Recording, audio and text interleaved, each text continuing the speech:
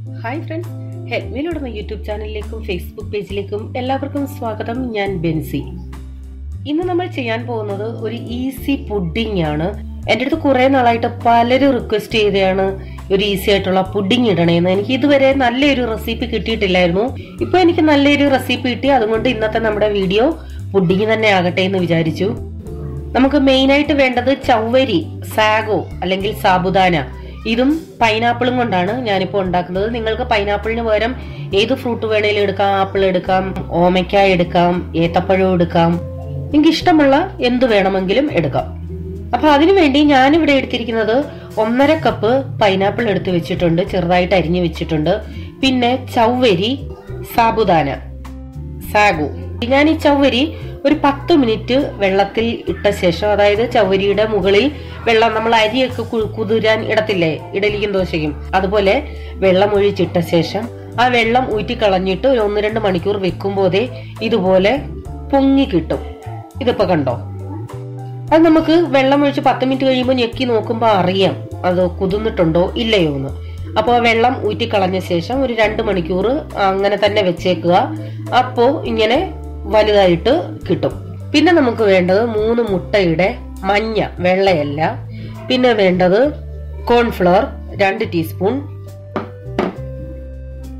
പിന്നെ നമുക്ക് ഫില്ലിങ്ങിന് വേണ്ടത്, ഞാനിപ്പോ ബദാമും കാഷ്യൂനട്ടും രണ്ടും ചെറുതായിട്ട് മുറിച്ച് വെച്ചിരിക്കുന്നത്, കുഞ്ഞു കുഞ്ഞു പീസാക്കണേ.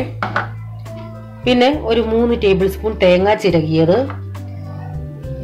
പാല് ഈ ഒരു വലിയ ഗ്ലാസ്സിന് 1 ഗ്ലാസ് എടുത്തിട്ടുണ്ട്. ഞാൻ പറയാം എത്ര ഒഴിക്കുന്നു എന്ന്. പിന്നെ വാനില എസൻസ്, വാനില എസൻസ് വേണം, എങ്കിലേ നമുക്കൊരു ടേസ്റ്റ് കിട്ടത്തുള്ളൂ. പിന്നെ പഞ്ചസാര അതെപ്പോഴും ആവശ്യത്തിന് ഇടേണ്ടപ്പോൾ ഞാൻ പറയാം. ഇതാണ് മെയിൻ ഇൻഗ്രീഡിയൻസ്. അപ്പൊ നമുക്ക് ആദ്യത്തെ പാർട്ട് തുടങ്ങാം. ആദ്യം ചുവടുകട്ടിയുള്ള ഒരു പാത്രം വെക്കാം. അതിനുശേഷം അതിലേക്ക് നമുക്ക് ഈ കുതിർത്ത് വെച്ചിരിക്കുന്ന ചവ്വരി ഇട്ട് കൊടുക്കാം. അതിലേക്ക് ആവശ്യത്തിനുള്ള വെള്ളം എന്നിട്ട് ഗ്യാസ് ഓൺ ചെയ്തിട്ട്, ഇത് അധിക സമയമൊന്നും വേണ്ട, പെട്ടെന്ന് വേവും. കാരണം ഓൾറെഡി ഇത് കുതിർന്നിരിക്കുമല്ലേ. അപ്പൊ വേവുന്നതനുസരിച്ച് ഇതൊന്ന് ഇളക്കി കൊടുക്കണേ. ഇത് നന്നായിട്ടൊന്ന് വേവട്ടെ. ഇനി നിങ്ങൾ ഈ സാബുദാന കുതുക്കാൻ മറന്നു പോയി അല്ലെങ്കിൽ സമയമില്ല എന്നുണ്ടെങ്കിൽ വിഷമിക്കണ്ട. ലേശം ചൂടുവെള്ളത്തിൽ ഇതിട്ട ശേഷം കുക്കറിലിട്ടൊന്ന് വേവിച്ചെടുത്താൽ മതി. പെട്ടെന്ന് വെന്ത് കിട്ടും. അപ്പൊ ഇതിപ്പോ വെന്തോന്നറിയുന്നത് കണ്ടോ, നല്ല കണ്ണ് പോലെ പൊങ്ങി വരുന്നേ. 2-3 മിനിറ്റ് ആയതേ ഉള്ളൂ, അത്രേ സമയം എടുക്കത്തുള്ളൂ നല്ലോണം കുതിർന്നതാണെങ്കിൽ.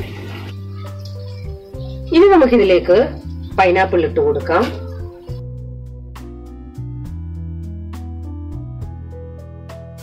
ഈ പൈനാപ്പിൾ കുറച്ചുകൂടി ചെറുതായിട്ട് വേണമെങ്കിൽ അരിഞ്ഞോണേ.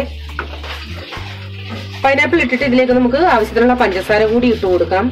ഇത് കണക്ക് ഞാൻ പറയുന്നില്ല, കാരണം ചിലപ്പോൾ പൈനാപ്പിൾ മധുരം ഉള്ളതായിരിക്കാം, ഇല്ലാത്തതായിരിക്കാം. അത് ഇട്ട് നോക്കിയിട്ട്, മധുരം നോക്കിയിട്ട് നിങ്ങൾക്ക് വീണ്ടും വേണമെന്നുണ്ടെങ്കിൽ ചേർക്കാം. ഇത് നന്നായിട്ടൊന്ന് തിളച്ച് വേവട്ടെ. ഇനി നമുക്കിതിലേക്ക് കുറച്ച് മുന്തിരിങ്ങ, ഇത് നിർബന്ധമില്ല, ഇഷ്ടമുള്ളവരിട്ടാ മതിയേ.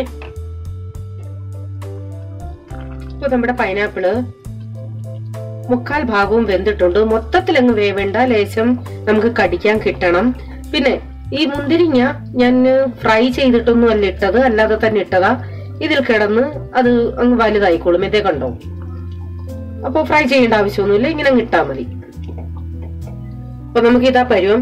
ഇത് ആക്ച്വലി നല്ല മഞ്ഞ കളറിൽ തന്നെ കിടക്കേണ്ടതാ, പൈനാപ്പിളിന്റെ കളറിൽ കിടക്കേണ്ടതാ. ഇത് ആ മുന്തിരിങ്ങ ഇട്ടുകൊണ്ട് അതാണ് ഒരു കളർ വ്യത്യാസം. അപ്പൊ അത് താല്പര്യമുള്ളവർ മാത്രം ഇട്ടാ മതി. ഇനി നമുക്ക് ഇത് ഓഫ് ചെയ്ത് ഇത് മാറ്റാം. അപ്പൊ 1ാമത്തെ സ്റ്റെപ്പ് കഴിഞ്ഞു. ഇനി നമുക്ക് അടുത്തത് തുടങ്ങാം. അതിനുവേണ്ടി ഒരു പാൻ വെച്ചിട്ട് അതിലേക്ക് മുട്ടയുടെ മഞ്ഞ, നമ്മള് 3 മുട്ടയുടെയാണ് എടുത്തേക്കുന്നത്. ഇനി അതിലേക്ക് പാല് പച്ചപ്പാല് വേണേലും ഒഴിക്കാൻ, ഞാനിപ്പോ കാച്ചിയ പാലാണ് എടുത്തേക്കുന്നത്. അതിനിതേ ഇത്ര ഒഴിച്ചിട്ടുണ്ട്. ഇനി ഇതിലേക്ക് നമ്മൾ എടുത്തു വെച്ചിരിക്കുന്ന 2 ടീസ്പൂൺ കോൺഫ്ലോർ, ഇനി ഇതിനാവശ്യമായ പഞ്ചസാര, അതും ആദ്യം കുറച്ചിട്ടിട്ട് മധുരം നോക്കിയിട്ട് പിന്നെ വേണേ ചേർക്കാം. ഇത് നന്നായിട്ടൊന്ന് യോജിപ്പിക്കാം. 1 ടീസ്പൂൺ വാനില എസൻസ്. ഇനി നമുക്ക് തീ കത്തിക്കാം. ഇനി ഇത് നല്ല കട്ടിപ്പരുവമാവണം. ആ മുട്ടയുടെ ഒരു ചെവ മാറാനാ നമ്മൾ ഈ വാനില എസൻസ് ചേർക്കുന്നത്.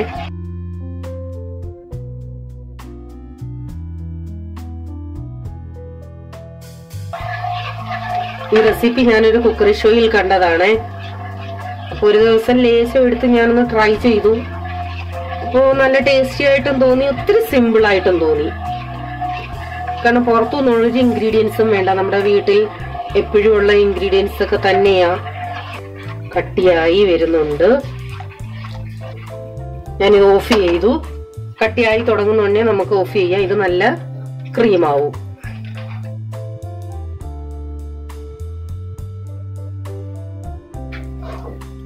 അപ്പൊ ഇത് നല്ല കട്ടിയായി. ഇനി ഞാൻ ബാക്കിയുള്ള പാലൂടെ ചേർക്കുവാണേ. അതൊന്ന് കട്ടിയായി തുടങ്ങുന്ന ഉടനെ അങ്ങ് ഓഫ് ചെയ്തേക്കണേ. ആദ്യം കൂട്ടിയിട്ട് ചെയ്യണ്ട, കുറച്ചിട്ട് ചെയ്താൽ മതി. അപ്പോഴതൊക്കെ വെന്ത് നല്ല പരുവാവത്തുള്ളൂ.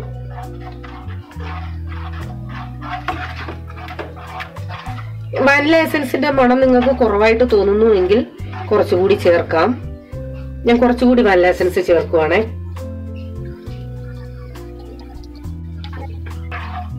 അപ്പൊ ഞാൻ ആ വലിയ ഗ്ലാസ്സിന് ഒരു ഗ്ലാസ് പാലെടുത്ത് വെച്ചിരുന്നത് ഫുൾ എടുത്തിട്ടുണ്ട്. അപ്പോ ഇത് റെഡിയായി. ഇനി നമുക്ക് ചെയ്യേണ്ടത്, ആദ്യം നമ്മൾ ഉണ്ടാക്കി വെച്ചില്ലേ അതും ഇതും രണ്ടും നമുക്ക് ഫ്രിഡ്ജിൽ വെച്ച് തണുപ്പിച്ചെടുക്കണം.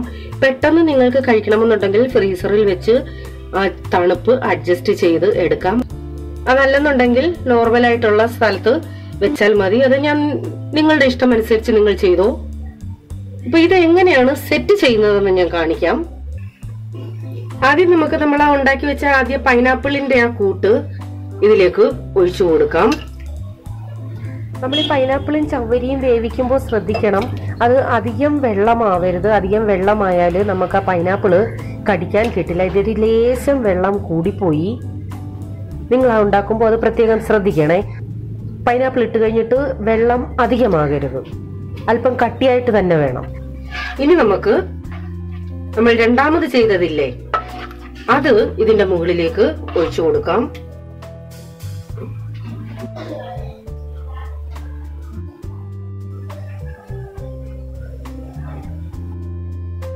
എന്നിട്ട് നമുക്ക് ഇതിനകത്തോട്ടൊന്ന് മിക്സ് ആവാൻ ഇങ്ങനെ ജസ്റ്റ് ഒന്ന് താത്തി കൊടുക്കാം.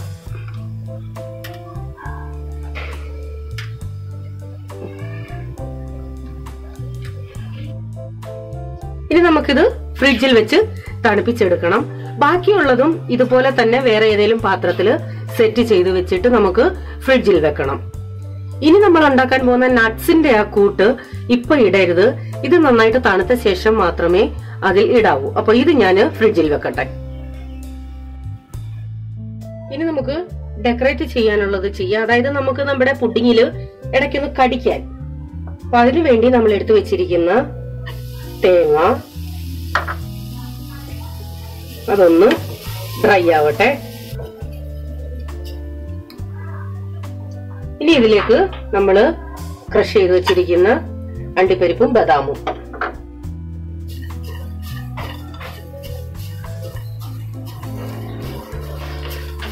നിങ്ങളുടെ കയ്യിൽ ഏതാ ഉള്ളതെന്ന് വെച്ചാൽ അത് എടുക്കാമേ.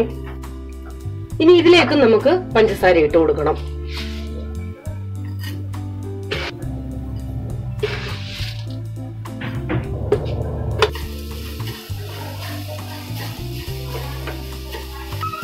ഇത് നന്നായിട്ട് ഡാർക്ക് കളർ ആവണം. ആ പഞ്ചസാര നന്നായിട്ട് കാരമലായി അതിന്റെ ആ ഒരു കളറും ടേസ്റ്റും കിട്ടണം.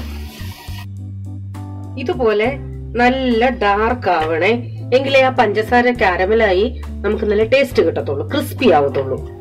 അപ്പൊ ഇതാണ് കറക്റ്റ് പരുവം. ഞാനിപ്പോ ഓഫ് ചെയ്തു. ഇതും നന്നായിട്ട് തണുക്കണം. നമ്മൾ ഫ്രിഡ്ജിൽ വെച്ചിരിക്കുന്നത് നന്നായിട്ട് തണുത്ത ശേഷം ഇത് അതിന്റെ മുകളിൽ ഇടണം. അപ്പൊ മറ്റേത് ഞാൻ തണുക്കാൻ വെച്ചിരിക്കുന്നത് തണുത്ത് കഴിഞ്ഞിട്ട് എടുത്ത് കാണിക്കാം. ഇതിപ്പോ നന്നായിട്ട് തണുത്തിട്ടുണ്ട്. ഇതും നന്നായിട്ട് തണുത്തിട്ടുണ്ട്. സൗണ്ട് കേട്ടോ, ഇതുപോലെ നല്ല സൗണ്ട് കേൾക്കണം. ഇതിന്റെ ടേസ്റ്റ് എന്ന് പറയുന്നത് നല്ല ചോക്ലേറ്റിന്റെ ടേസ്റ്റ് ആണ്. ഇപ്പോ ഇനി ഇത് നമുക്ക് ഇതിന്റെ മുകളിലേക്ക്, അത് നമ്മൾ സെർവ് ചെയ്യുമ്പോൾ മാത്രമേ ഇടാവൂ. തണുത്തതിന് ശേഷം ചൂടോടിട്ടാൽ അതിന്റെ ആ ക്രിസ്പി നഷ്ടപ്പെടും. ഇത് നല്ല ക്രിസ്പി ആയിട്ട് കിടക്കണം.